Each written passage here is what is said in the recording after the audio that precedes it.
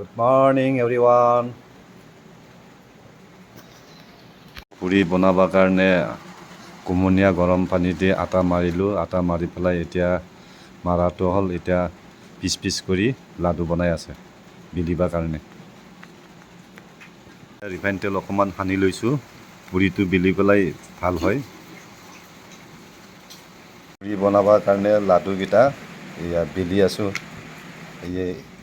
এইখিনি বিলা হৈ গ'ল।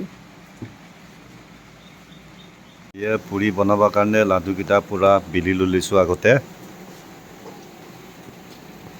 ৰিফাইন তেলবিলাক এটা গৰম কৰি আছোঁ বৰ্তমান।